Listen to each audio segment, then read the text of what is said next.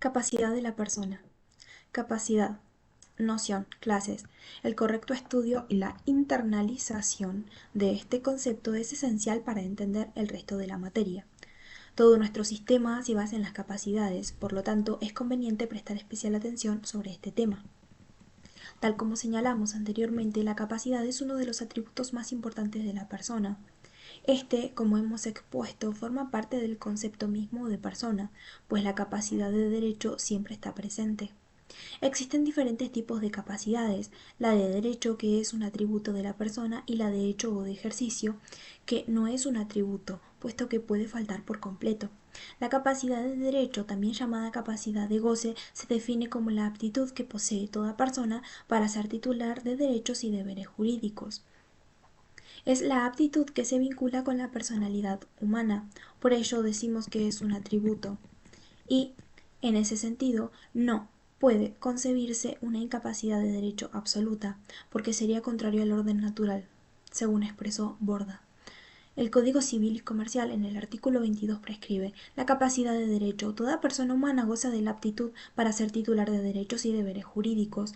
La ley puede privar o limitar esta capacidad respecto de hechos simples, actos o actos jurídicos determinados.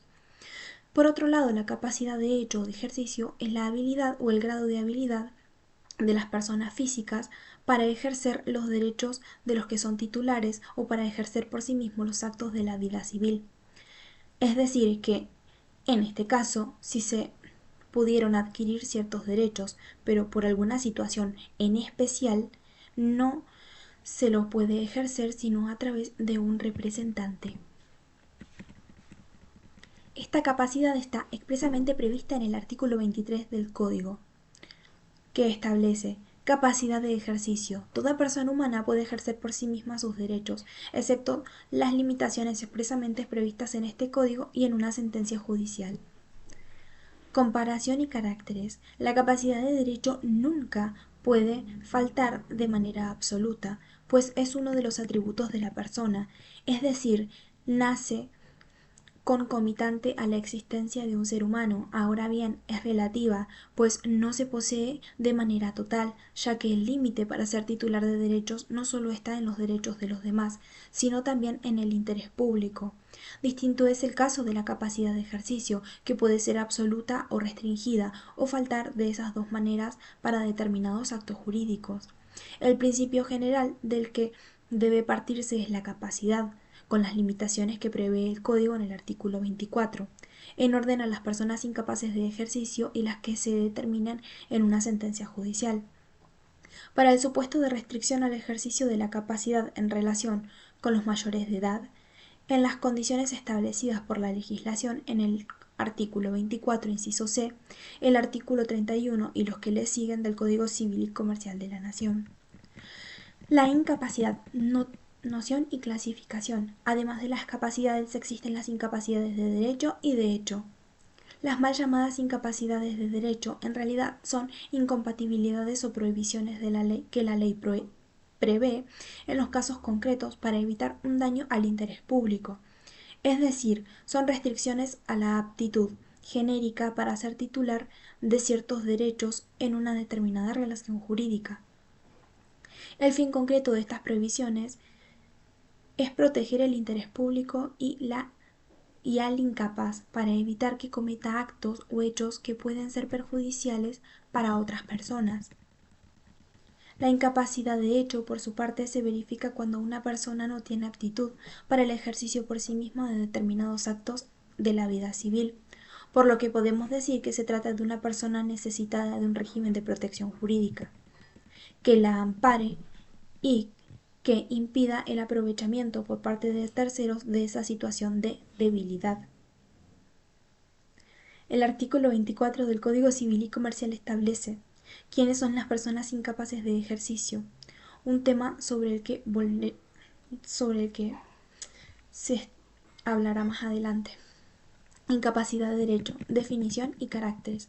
Tal como mencioné, las incapacidades de derecho se presentan como prohibiciones o restricciones impuestas por la ley, teniendo en cuenta distintas circunstancias e implican la total imposibilidad de adquirir el derecho, de contraer el deber o realizar el acto prohibido, no solamente por actuación propia, sino también por intermedio de otra persona. Teigl. De la circunstancia de que la capacidad de derecho se vincula con los derechos inherentes al hombre como tal, se desprenden los siguientes caracteres acerca de los casos de incapacidad de derecho. Son excepcionales, la regla es la capacidad, solo por excepción se establecen ciertas incapacidades de derecho en forma de prohibiciones de realizar determinados hechos, actos simples o actos jurídicos. Estas suelen ser precisas, es decir, no poseen un carácter general. Obedecen a una causa grave, la restricción a la capacidad de derecho, responden siempre a un interés superior o a una razón moral y de buenas costumbres. No pueden suplirse por representación. La incapacidad de derecho no puede subsanarse por representación como se prevé para los incapaces de hecho. Incapacidades de derecho. Esta es una ejemplificación. Las incapacidades de derecho no están sistematizadas en el código, por lo cual, si no aparecen, sino que aparecen diseminadas. Se refieren a prohibiciones o restricciones en relación con la calidad de las personas que intervienen en el acto, las cosas que constituyen su objeto, las clases de acto del que se trate. Un ejemplo de incapacidades en razón de la calidad de la persona que intervienen es el artículo 689 del Código, que refiere a los contratos que tienen prohibido celebrar los progenitores con el hijo que está bajo su responsabilidad. Por caso, no pueden comprar por sí ni por una persona interpuesta bienes de su hijo, ni constituirse en cesionarios de créditos, derechos o acciones contra su hijo, ni hacer partición privada con su hijo de la herencia del progenitor fallecido, entre otros casos. Un ejemplo de las prohibiciones en relación con las cosas es el artículo 1002 del Código, que señala que no pueden contratar en interés propio los funcionarios públicos respecto de bienes de cuya administración o enajenación están o han estado encargados, los jueces, funcionarios y auxiliares de la justicia, los árbitros y mediadores y auxiliares respecto de bienes relacionados con procesos en los que intervienen o han intervenido, los abogados y procuradores respecto de bienes litigiosos en procesos en los que intervienen o han intervenido, los cónyuges bajo el régimen de comunidad entre sí. Los albaceas que no son herederos no pueden celebrar contratos de compraventa sobre los bienes de los testamentos que estén a su cargo. En lo que toca a las prohibiciones vinculadas a ciertos actos, podemos citar el artículo 120, que prevé los actos prohibidos del tutor. Asimismo, el artículo 1646, inciso B, establece que no pueden hacer transacciones los padres, tutores o curadores respecto de las cuentas de su gestión, ni siquiera con autorización judicial. Incapacidad de ejercicio, definición y caracteres. Tal como se sostuvo, debe partirse de la capacidad, que es la regla, y la incapacidad la excepción. La incapacidad de obrar resulta de un precepto legal que establece quiénes son los incapaces de ejercicio. En el artículo 24 del Código consiste en la falta de aptitud o en la imposibilidad del sujeto para realizar por sí mismo actos jurídicos válidos. Pero esta ineptitud legal puede suplirse a través del instituto de la representación previsto en los artículos 100 y 101 del Código. Las incapacidades de hecho, de ejercicio o de obrar han sido establecidas por el interés mismo del incapaz y por ello de la ley ha producido con un criterio, por ello la ley ha procedido con un criterio tutelar.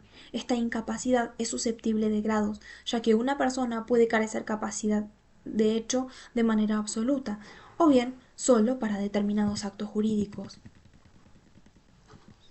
Enumeración legal. El artículo 24 del Código Civil y Comercial dispone: las personas incapaces de ejercicio, es decir, que establece cuáles son las personas incapaces de ejercicio. Primero, la persona por nacer, la persona que no cuenta con edad y grado de madurez suficiente con el alcance dispuesto en la sección 2 del capítulo. La persona declarada incapaz por sentencia judicial en la extensión dispuesta en esa decisión. De acuerdo con el precepto, son incapaces de hecho. La persona por nacer, que es el niño que está concebido en el seno materno y aún no ha nacido, para que sus derechos y obligaciones queden irrevocablemente adquiridos, deben nacer con vida, pues de lo contrario se considera que nunca existió. Menores de edad y mayores que no poseen edad ni el nivel de madurez suficiente.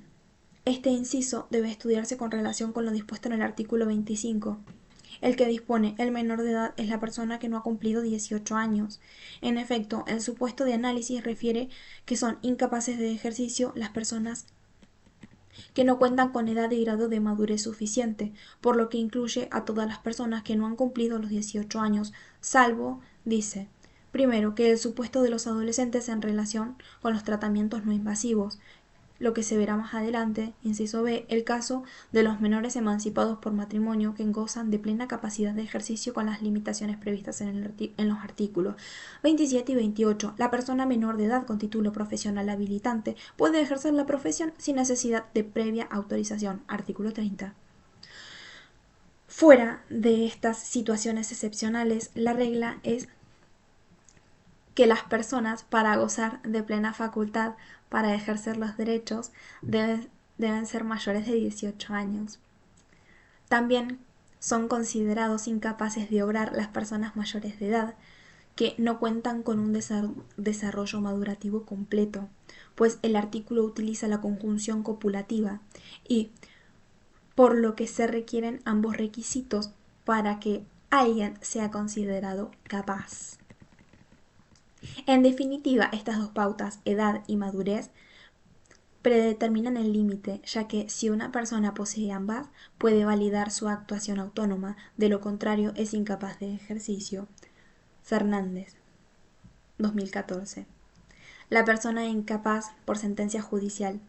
Este supuesto implica que, mediante una sentencia, se puede restringir la capacidad para determinados actos, por lo que debe partirse siempre del supuesto de la capacidad y de que sus limitaciones son un carácter excepcional.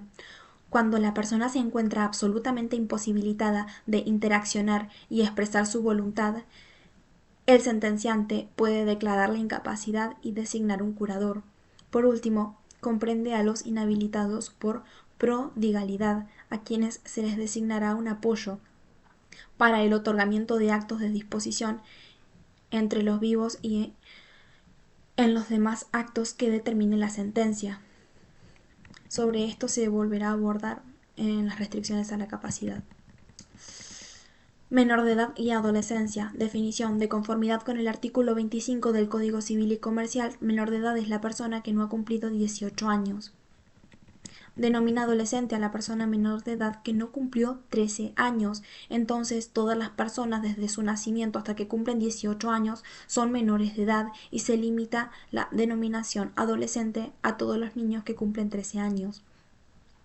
Distinción entre menor de edad y adolescente. La Real Academia Española dice que adolescente es la edad que sucede a la niñez y que transcurre desde la pubertad hasta el completo desarrollo del organismo. La diferencia categórica entre menor de edad y adolescente parece tomar el antecedente de la Ley de Protección Integral de los Derechos de los Niños, Niñas y Adolescentes 26.061. Así, crea una categoría jurídica no prevista por la Convención de los Derechos del Niño, que integra nuestro ordenamiento jurídico, dentro del bloque federal de constitucionalidad, y define al niño a todo ser humano menor de 18 años de edad, salvo que en virtud de la ley le sea aplicable, haya alcanzado antes la mayoría de edad. De tal modo, en nuestro ordenamiento jurídico los adolescentes son indudablemente niños, sin que el Código pueda afectar este carácter, por estar consagrado en una norma de jerarquía superior. Influencia de los tratados internacionales. El Código Civil y Comercial, en relación con el de Vélez, ha introducido modificaciones importantes en la capacidad de ejercicio, con el fin de adecuar el derecho positivo a la Convención Internacional de los Derechos del Niño y a la Convención Internacional de Personas con Discapacidad.